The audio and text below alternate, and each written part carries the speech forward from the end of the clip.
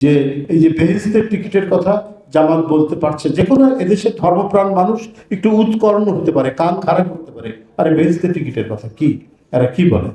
তো তখন আপনাদেরকে এর একটা প্রতি উত্তর আপনাদেরকে সাজিয়ে রাখতে হবে, প্রতি উত্তর কাউন্টার একটা অ্যান্সার আপনাদের থাকতে হবে। কারণ কেউ বলতে পারে না কে বেহেশতে যাবে কে দোজখে যাবে, এটা according to religion, according to ইসলাম কেউ বলতে পারে না।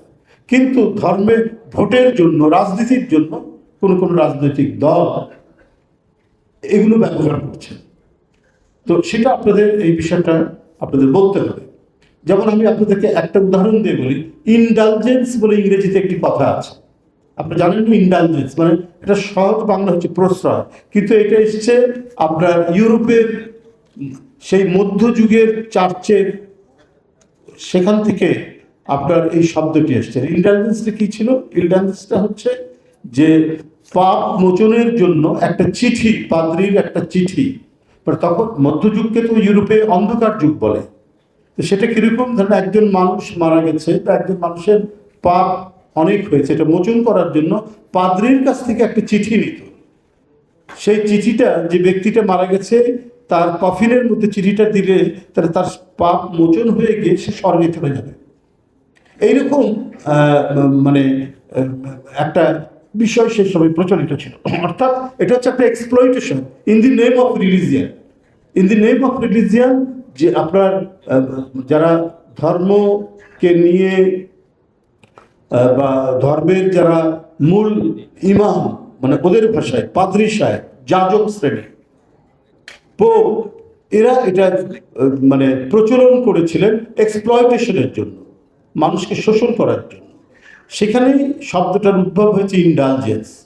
ইনডালজেন্স হচ্ছে পাপ মোচনের একটা চিঠি।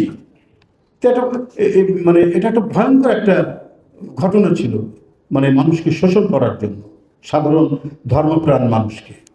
তো এখন ওই যে ইউরোপের যে ইন্টেলিজেন্স, ইউরোপের যে পাপ মোচনের যে ঘটনাটি, যে পাপ মোচন হয়ে যাবে যদি পাদ্রী সাহেবের বা পোপের একটা চিঠি পাওয়া যায়, তাহলে সরাসরি স্বর্গে চলে যাবে, তার অনেক পাপ, সেখান থেকে কিছু পাপ কমে যাবে। ঠিক সে জিনিসটা এখন জামাত ইসলাম করছে। অর্থাৎ তারা ইউরোপের মধ্যযুগকে, অন্ধকার যুগকে ফিরিয়ে নিয়ে আসতে চাচ্ছে। এটা যদি আপনাদের একটু ইউরোপের ইতিহাস পড়া থাকে, তাহলে আপনারা জিনিসগুলোকে ভালো করে আপনারা বলতে পারবেন। এটা আপনারা মানে আপনাদের এই জিনিসটা জানা থাকলে, আপনারা নিশ্চয়ই ইউনিভার্সিটিতে পড়েন, কলেজে পড়েন, তো এটা জানলে পরে জামাত ইসলাম আজকে ধর্মের নামে যে ব্যবসাটা করছে, মানুষকে বিভ্রান্ত করছে, তার একটা উপযুক্ত জবাব আপনারা ওই জান্নাতের টিকিটটাকেই আপনারা ঠিক মতো তার প্রতি উত্তর দিতে পারবেন।